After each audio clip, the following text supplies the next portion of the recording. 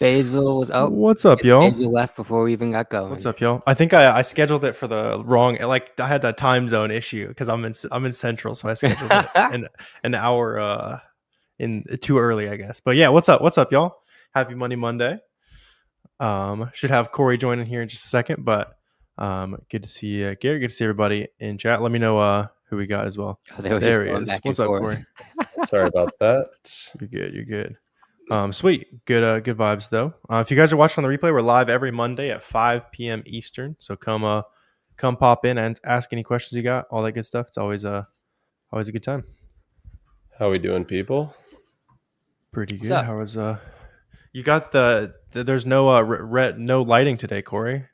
Oh, it's on. Just the light. Oh, okay. You're getting blasted through the. I've never seen a more inconsistent camera than Corey's. He looks different every single time. Oh, dude, I'm telling you, it's because the lighting coming through the door. My curtain fell off. I haven't put it back up. I've just been lazy. I need to move my office into a different room. That'll help. Is that like the front door opens straight to the office? My dumbass set up my office next to the front door. So like somebody will be walking. I guarantee you, within the next 30 minutes, somebody will walk by and George just goes berserk. Like just seeing a human being in the doorway. But it is another Monday. We're here, having a good time. Absolutely.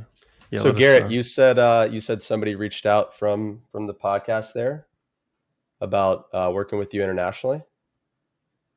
Yeah, it's going to actually be a huge connection because he's one of like the big. Are we live? Yeah. We're just chatting. He's like a big prep center in the UK, which is actually a bigger market than you would anticipate. And he's connected like 70, 80 businesses, which is going to be huge. Nice. That's awesome. And so we're going to just ship straight there. Sweet. Got a couple of you guys in chat now. What's up, Jojo? Brianna said, are you guys doing ASIN checks today? Sure. Yeah, you can drop it. Yeah. We're down for whatever. Good to see you, Brianna. Do you need a business permit and license? Oh yeah, especially if you're gonna do wholesale. If you're just reselling, you don't technically need it, but it can depend on the state too, or especially city wise. Yeah, like Delaware, you're not gonna, or you need a business permit, I guess, but like you're not gonna need the resale certificate. Because do they even issue one? There's no point. So. No, they don't, because there's no sales tax to be collected there. Yeah, interesting. So if you live in a sales tax free state and you're doing wholesale, you just say we don't have one because there's no sales tax here. Yep. Well, yeah. If you're shipping to a sales tax free state, and it's funny because there's times where suppliers will they don't realize that that's how it works, so they'll say, "Well, no, you need to have one," and it's like, "No, sir. There's literally no sales tax to be collected here." So sometimes you got to kind of spell it out for them. But yeah, you'll run into that from time to time. Yep. Yeah. We also had a good time. I don't know if Corey's been on stream since we had the free wholesale class, but I know a couple of you guys are probably on that. That was a great time. We'll probably have to do one again. So yeah, let us know if you guys were on the free wholesale class and enjoyed. Marco put one in. Sweet. Yeah, I can't copy the chat when I'm in charge of the stream, so you guys can one of you guys can. I can pull this up here. Own the ASIN there. Let me see. Okay, when I type it into Google, Amazon doesn't come up. That's not a good sign. Is this a Stafford? Okay, it's a shirt. Stafford 4-pack. All right, let me share here. What's up, Charlie? Oh no, it's not. Yeah, it is. What is he? Okay, so Marco, tell us what are we looking at here? What do you want us to look at here? Yeah, assuming I bet you're gonna have a hard time making this profitable, Marco, just because it's cheaper than it normally is, and there has been a good amount of sellers, right? That's the first thing that sticks out to me is the new offer count. So right now we're sitting at 75 sellers on the listing, which looking at the entire last year is by far the most sellers that's been on this listing. And the buy box price is starting to come down, right? It makes perfect sense. It's supply and demand. You've got the most supply, aka the most number sales rank's a little higher too. Like if you look, it's the perfect storm of prices going down. Yeah, perfect storm of the pricing starting to come down a little bit. So Marco said I was thinking of listing FBM. So Marco, what's your buy cost on this product? I don't know if I actually have my Seller Amp FBM settings set up correctly. So my profit might not be super accurate there. Can't get them under 20. Yeah, if they sell for 29, then this is actually here. Scroll back down for me. Can you highlight between call it like February and May or February and April? This is actually a good keeper graph to kind of demonstrate the power of a repricer, right? Because if you look at that buy box, you see some oscillation, and it's $5 difference, right? And so and using minimums and maximums is going to end up making you way more money in the long run, because a lot of people are going to set their minimum at 28, 29, 30. But if you actually look at the keeper graph, it's going up to 33, 34, 35 pretty much every day, consistently every single day. So this is one of those scenarios where if you want to be a little bit more aggressive and maybe set your minimum at like 32 or 33, well, you're going to be making more. You're going to be hanging out at the peak of the market, but also not following it all the way completely down. But you also have the reassurance that it's going to continue to oscillate time and time again, right? So as opposed to continuing to sell a product at 29, 30, 31, those sales at 33 may not seem like a big deal just for this particular product. But if you continue to use that methodology and apply it across your entire catalog, strategically applying mins and maxes according to markets and taking advantage of markets like this that have the upside, you're going to end up making and increasing your business margin several different points over the course of a month.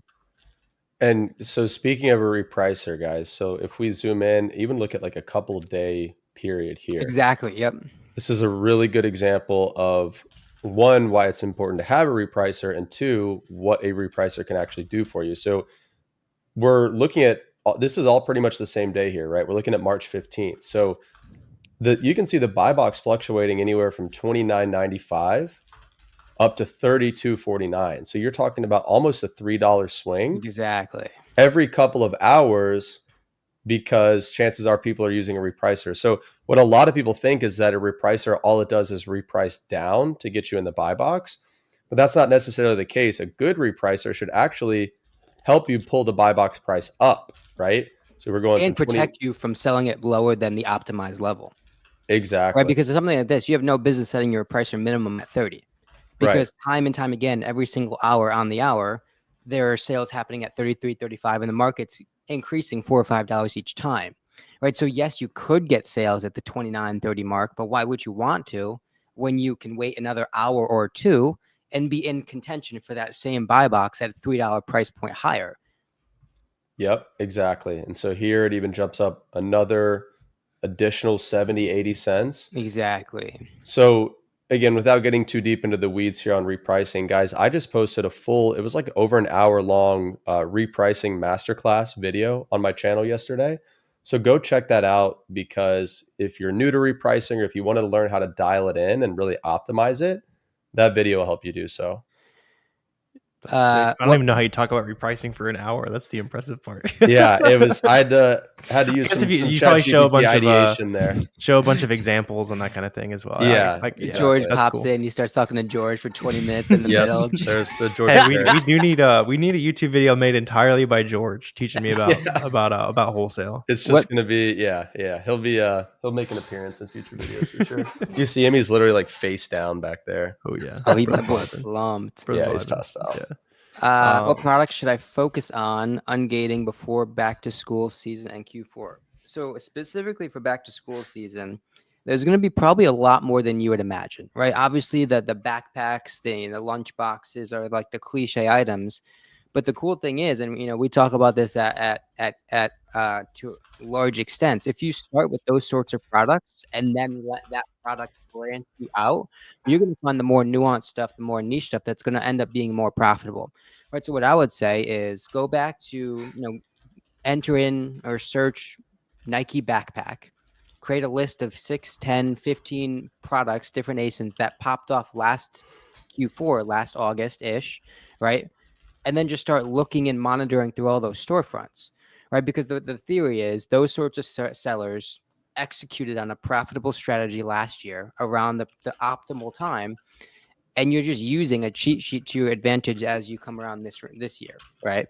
So use and monitor all those different storefronts as we approach the next month, and just let those kind of listings speak for themselves and lead you to other opportunities, right? And so to answer your question, we're talking Crayola is going to be really good. You know, a lot of clothes do really well. Obviously, fall-ish sweatpants, sweatshirts, those sorts of items do really good. Any sort of We lost him. any sort of like, you know, arts and crafts supplies. I mean, just think about things that are revolving around school, right? It's not only going to be the duffel bags, the backpacks, the crayons. There's going to be so much more to that. Yeah, And everything the kids need to look like the cool kid, like a lot of little stuff, things like that. You need your Crocs charms for high school. You need your That's true. Lee, man, so the link, I don't have the link handy. It's the video I posted on my channel literally yesterday. You can't miss it. Dre said, what repricer do you guys use? I use SellerSnap. I've been using them for 5 years or so now. Most big sellers I know use them. In fact, probably all big sellers that I know use them. So if you're brand new, it's not a good option because it is on the higher end. Yeah. Be Cool or one of those when you're on the smaller end, when you're like 100K plus. Just test SellerSnap, see if it's better for you. But it doesn't make a lot of sense until you're there. Sweet. What up, Joe? How you doing, man? The man, the myth, the legend. Can you explain shipping fees when starting FBM for expedited in 2-day? Yeah, JP, you can just look up like FBM shipping guide on YouTube. There'll be a video I'm like breaking down my template and that kind of thing. Basic rule though is just make sure that there's a big like flat rate plus a per pound fee on those shipping methods. And you usually won't do too much of it outside of like peak demand season. So like back to school, Christmas, that kind of thing. When people want it at the last second and they're fine with paying a big premium, that's what you want to be going after. And going back to the back to school, the cool thing and probably the most powerful aspect of back to school is a lot of it's FBM friendly, right? So if you kind of use the FBM lens with a lot of the products you're looking for, you can source in a very de-risked fashion where you're buying things, listing them, you know, potentially same day, a couple days after, selling them a couple days after that. So there's not really a whole lot of risk associated with that sort of time period because everything's moving so fast and it's all likely going to be a lot of FBM stuff. For sure. Question, leave a test a product, sell a unit twice a week. Could that be considered all in, buy or move on? I mean, if it sells twice a week, it's not like you're not spending you're not betting the farm on it, but there's no reason to cut off profitable products, right? Especially if it's like a high per unit profit, then buy your 10 to 15 a month and move on to the next thing, add another product to the catalog. Those smaller ones can add up. And then eventually you'll get to the point where you have so many products and you get to be a little bit pickier with your opportunity. But unless you're at a point where you're ready to be picky with your opportunity and you got more leads than money, then buy everything that's profitable, to be honest. Well, that's like a big part of just naturally maturing as an Amazon seller, right? Thinking of every single product you buy into as its own sort of P&L, profit and loss, right? And when you kind of think about it with that lens, well, the product that sells once or twice a month, but still checks the boxes and meets your criteria still makes a lot of sense, right? With that being said, every product should succumb to a sort of profit target on a monthly basis, whether that for you is 200, 500, 1,000, 250, right? Whatever that number is for you, use that as sort of like a rough line in the sand that says, okay, every product I bring into my business, because it adds more risk to my business, needs to be worth it, right? And the number goal is the best way to validate that, right? And so for you, if a product needs to be generating, call it $200 a month, well, a product that sells 2 times a week that you are going to actively sell 2 times a week, well, it's easy math from there, right? If your goal is 200, selling 2 times a week, right? That's what, 8 times a month. 200 divided by 8, you're looking at about $20-ish of profit required per sale to make it worth it in your business. And that's kind of like the P&L mindset that I think is going to really change the trajectory of your business, because it allows you kind of to compare all products on a level playing field that look inherently different, right? One product is going to sell 50 times at maybe $1. Another product is going to sell 200 times at maybe $1.50. But when you kind of create a common denominator, a single value metric that you can use to evaluate all products on, I think it creates a lot of efficiencies with how you're comparing products. Let's see. Mark, are you saying that if that item you were looking at earlier is 19, that's not going to be any good because it was like $30 sale price. Generally, if you can, you want to sell it for like double what you're paying. So you'd want that to be like a $38 sale price. That was like 29 or something like that. Sent in 10 items. They said it only got 7. Yeah, that usually evens itself out. Unfortunately, when your business is small, those kind of inconsistencies are a lot more magnified.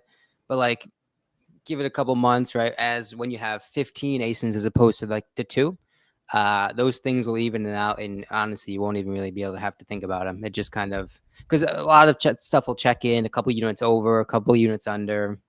It's all kind of a net even. Go ahead and open that specific shipment on the back end too, and you can get reimbursed for your buy cost. It used to be a lot more than your buy cost. That was like one of the more aggressively horrible changes they've made recently. But you can still get your money back for your buy cost. Zoink said, as a new seller, should you avoid selling items with 20 plus offers? So the answer to that would be no, because just because there's 20 plus offers, if the demand can support it, then it's still a good product.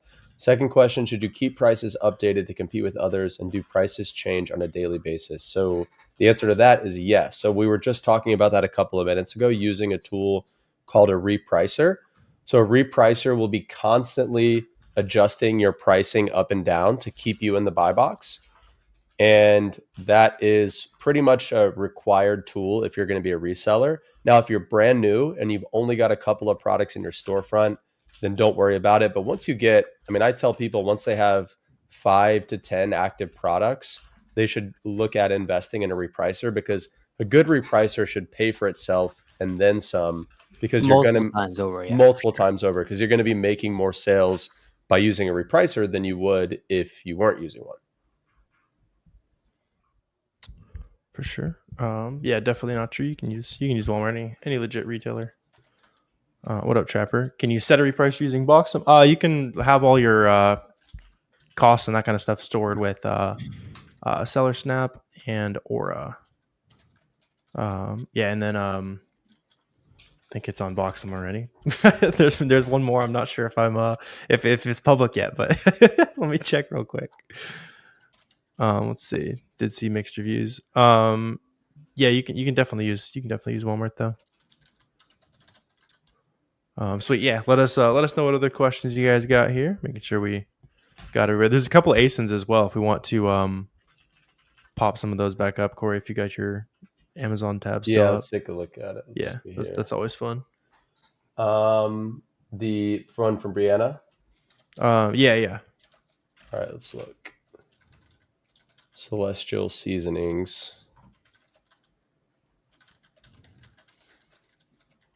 Yep. Laura, if you need like vehicle or Aura for if you're like getting started, and then once you're like crushing it, you can check out Seller Snap as well. That's just a little more expensive.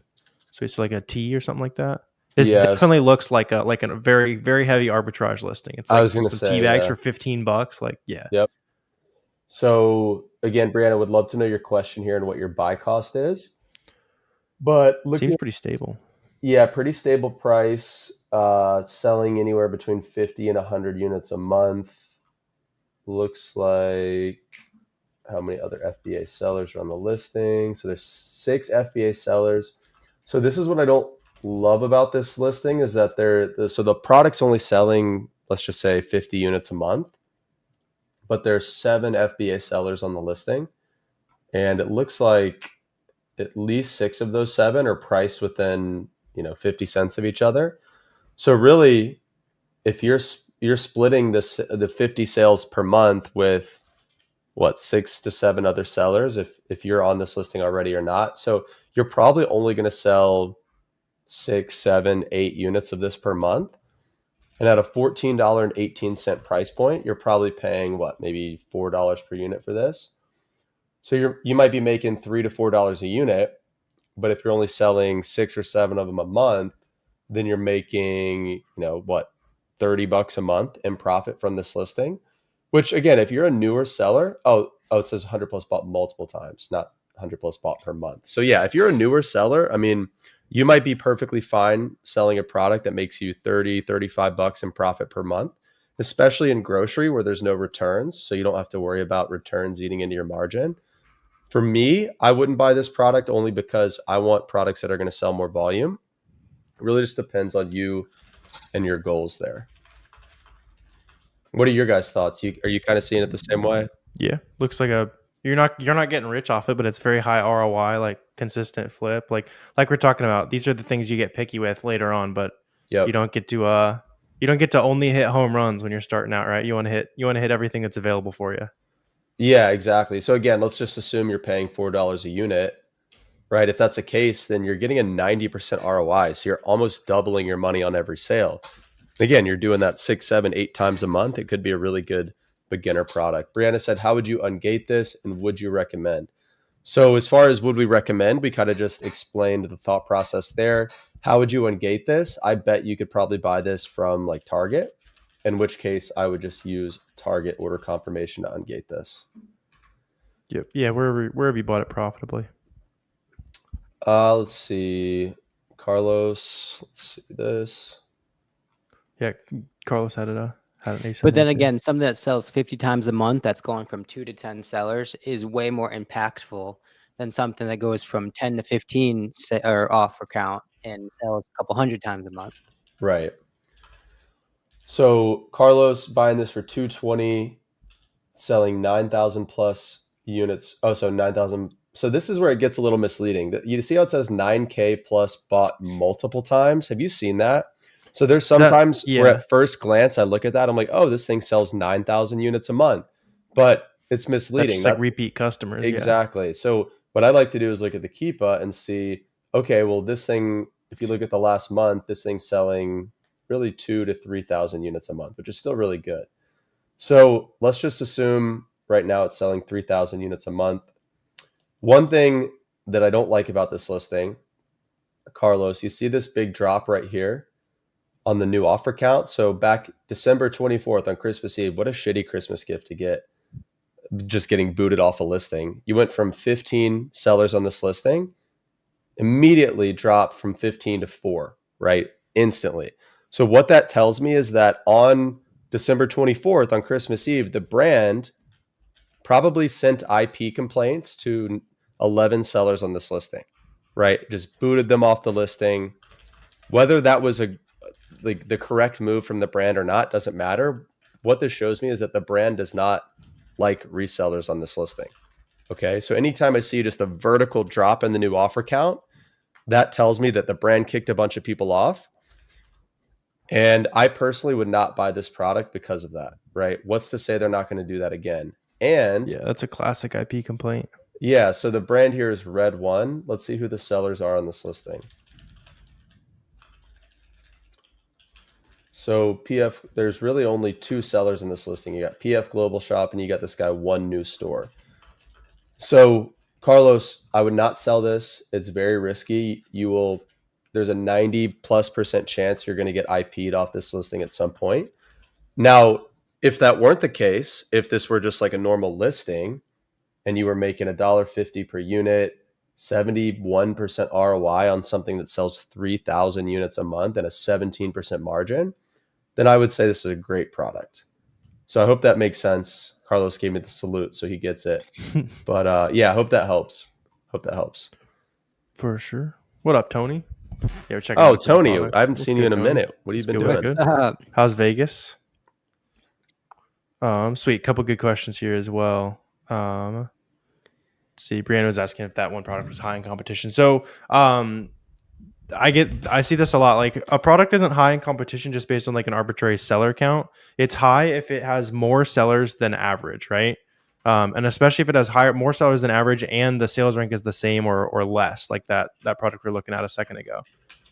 If there's more sellers than ever, but the sales rank is also higher than ever, it could be in the best position it's ever been, right? So it's kind of a sliding scale. It's not necessarily like an easy, this is too competitive, this isn't kind of thing. What advice would you give for a starter looking for a product to sell in terms of competition, price range? Do I start with products that have low competition, low prices? Your advice. I mean, we can spend 2 hours answering these sorts of questions. Because I mean, similar to what Warner was talking about, you're looking for consistency, right? As a macro level as it gets, you're looking for stability and consistency. Stability and consistency within the offer count, within the price point, and within the sales rank. Those 3 metrics, if they're stable, you're likely going to be happy, right? Assuming obviously you're buying with profitability in mind and all those sorts of things, right? But as long as you can depend on what's happening, well, you can solve for the factors that you don't know, right? And so what I would say is aim for at least a 15% margin starting out, right? And kind of like what we were talking about before, set a very conservative profit target for every product you bring in, right? Probably $100 to start, $50 to start. And what that means is every single product you say yes to, in turn, should generate $50 or $100 per month in profit for your business, right? Whether that means that you're going to sell a product 5 times for $20 profit per unit, or 20 times for $5 profit, or somewhere in the middle, right? Use that sort of rough line in the sand to say, okay, this is my guideline of what a product should be, and I'm going to build and iterate off of that. Obviously, keep in mind the sorts of red flags that we're looking for in terms of like increasing offer count or like brand on the listing or something that's mapped and probably not super successful potential like we were just looking at. But look for stability, consistency, and then solve for your profit number. And a lot of times and of course you're going to iterate on a lot of things because there's no one size fits all answer, but it gets easier and easier as you kind of go. Yeah, right. This week is an awesome time to be getting started. The 4th of July sales are some of the, probably a top 5 to definitely top 10 like sourcing holiday. So, just start firing up storefronts. Like it's not rocket science, especially early on. Like, it's how do I scale to 10K a month, that kind of thing. Like there's no scaling to 10K a month. It's just opening storefronts, learning brands, do it for a couple months and you're at 10K a month. Scaling is 100K, 200K, that kind of thing. You're having to figure some stuff out. Like, like truly anyone, you just fire up some storefronts, especially with all these sales going on, you find a lot of opportunity. And all of us have good videos you can copy on like how to actually dig through these sales, dig through some wholesalers if you want to learn from Corey, that kind of thing. Like, a lot of good information out there for you. Nick had a question earlier. He said, what's the best way to get into contact with brands to open up a wholesale account? So Nick, I have a bunch of my videos on my channel are about this exact topic. And here in the next couple of weeks, I'm actually doing a longer, like multi-hour brand direct masterclass video on my video. So watch out for that. But Nick, the gist of it, it's super simple. You'll find brands that are not like a mega brand, right? Not like a Procter and Gamble type brand, but more of like a niche brand that's still selling well. And it's as simple, dude, as Google their website, call them up, be specific about what you're looking for. Say, hey, I'm looking for this specific product, and ask to open a wholesale account. And if you have that conversation 20, 25, 30 times, you'll land at least one.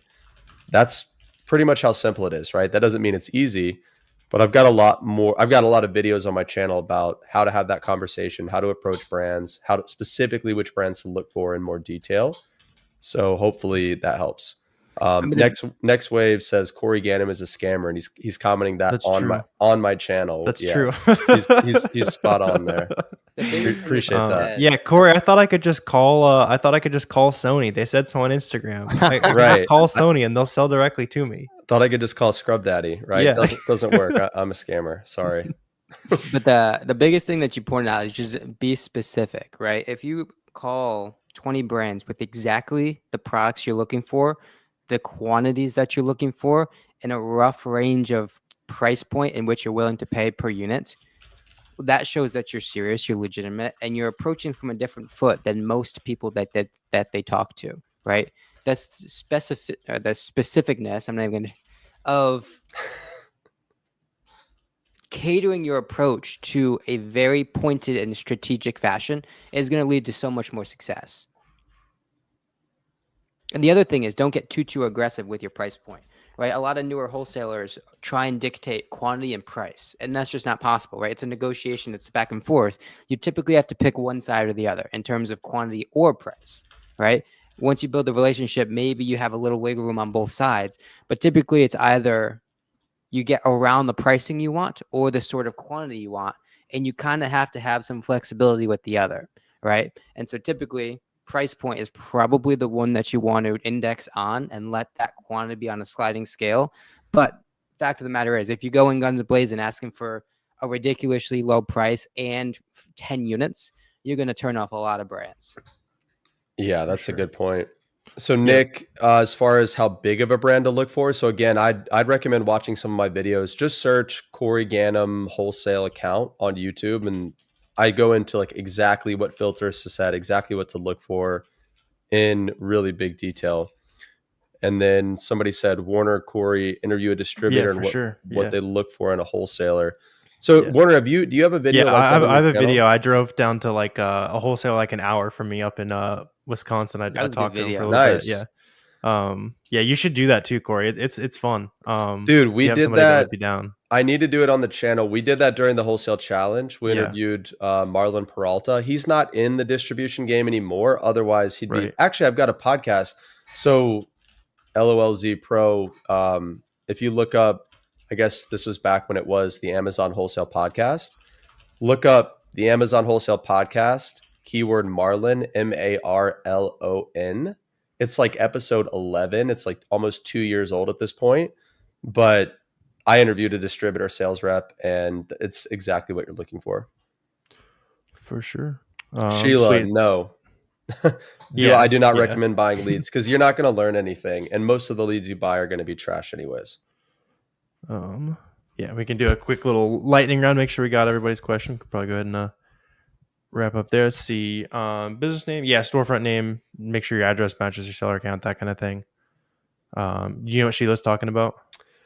Do you have a video on your rinse and repeat method? So if you're referring to, this is probably what we talked about in the wholesale training last week, where we find one brand using storefront stocking, and we find more sellers from that same brand, and then we basically create unlimited leads. Sheila, I don't know if I have a video on that specific topic, but that's a really good idea. I can make one for sure. I'll add that to the list there. For sure. Damn. No love for Garrett. All right. I know. Come on. The heck. Sweet. Yeah. So good question here. Like if you want to sell any specific type of product, go to any brand in that category that has a lot of listings with 3 or more sellers, see what other brands they sell. But like Vitacost, iHerb, but 2 of the retail store brands. Equate brand will show you some other arbitrage sellers. Yeah, that kind of stuff. Sweet. Lots of good questions, good vibes. I'm sure we could be sitting here for hours and hours. But you guys have a good rest of your day here. We'll probably go ahead and wrap up. Hope everybody's got some good 4th of July plans as well. We'll be live. At least I know I'll be live before then, so it won't be the last time I see you guys.